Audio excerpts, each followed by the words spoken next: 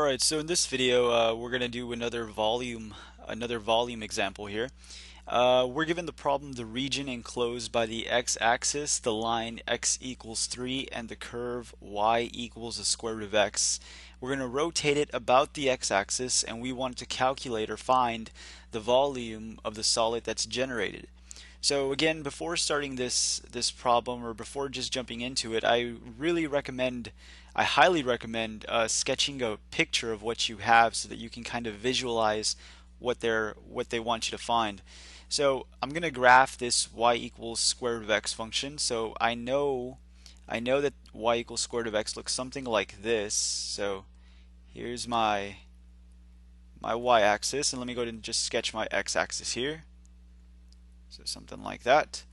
And again, y equals the square root of x looks something like this right here.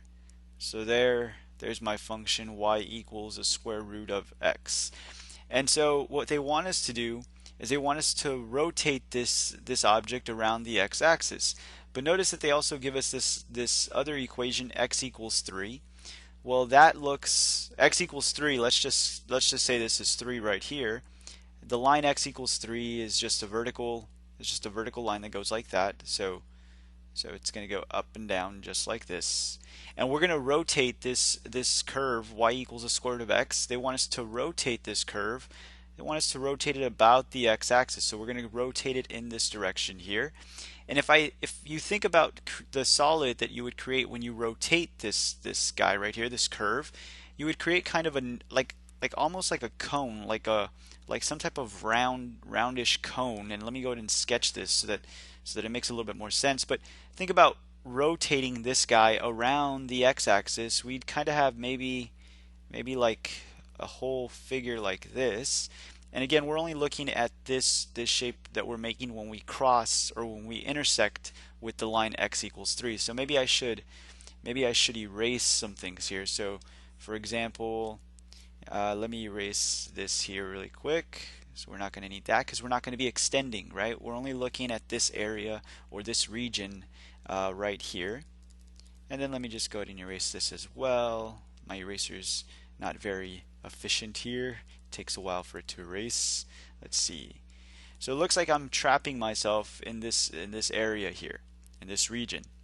And so again, if you think about what was created, we kind of have like this almost this spherical type of cone shape that's being created, kind of like a little bowl, right? So we can think about this as kind of like a little cone of some sort, a little roundish cone. And I want to calculate the volume of that. Now in the previous video I mentioned, imagine having like some type of meat cleaver of some sort.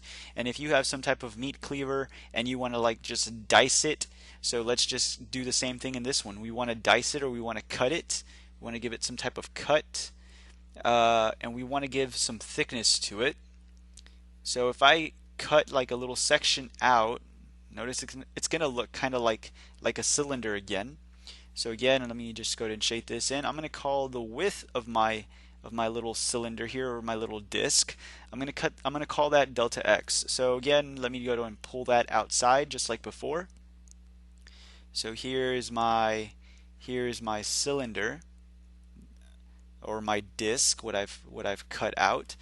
And so now again, I just need to calculate the volume. I just need to calculate the volume of this disk. Well, let's see, how can we do that? We know that this here is given by delta x.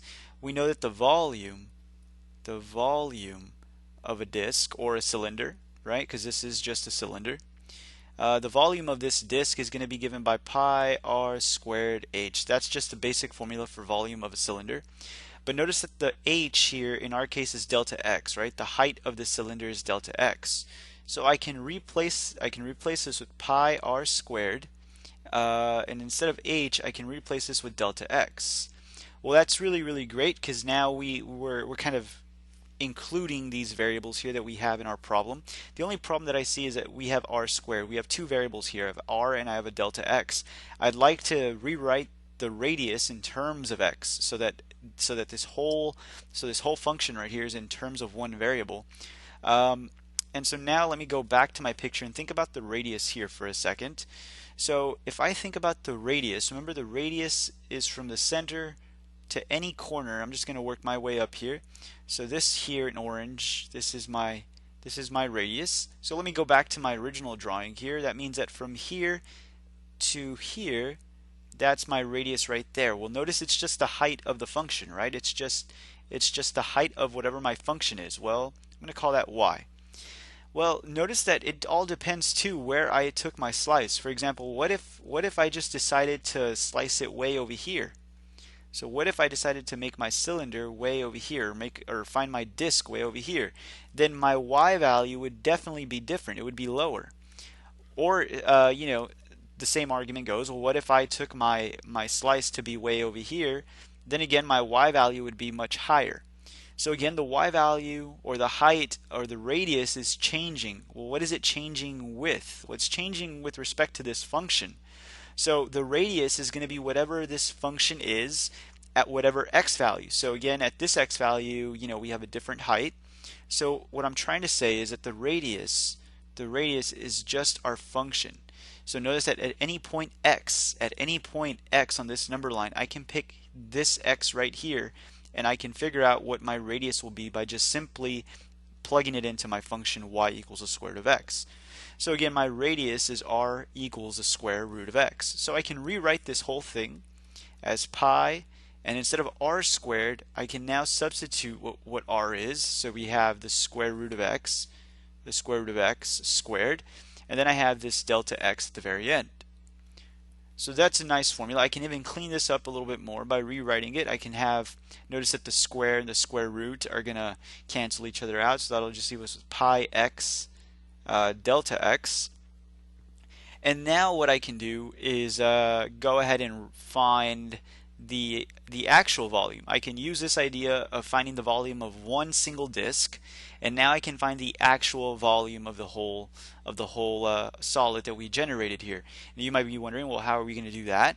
Well, we found the volume of one disk. I mean, this is the volume of one disk, but imagine again taking infinitely many disks, right? Imagine calculating or accumulating infinitely many disks. So imagine cutting this thing up and finding the volume of each disk and then adding all the volumes up. Well, that sounds like an integral. And if you think back to when we talked about Riemann sums, again, if you think back to Riemann sums, when we had infinitely many rectangles that we had to sum up, we used an integral to do it. So it turns out that the total volume, so the total volume is going to equal the integral. Again, notice that we're going from 0 to 3, so we are going from 0 to 3. And again, the formula that we use to calculate one disk is the formula that we're going to use. So it's pi x. Instead of delta x, we have dx, because again, we're getting a width infinitely small. So we're getting thinner and thinner and thinner and thinner. The width here, the widths of our disk are getting skinnier and skinnier and skinnier, allowing us to do more and more disks here. Now here, if you anti-differentiate this function here, we would have pi x squared over 2, and again, you're going from 0 to 3. This would definitely give you, if you evaluate this, you're going to get 9 pi over 2 for the volume. So the volume of this solid here is 9 pi over 2.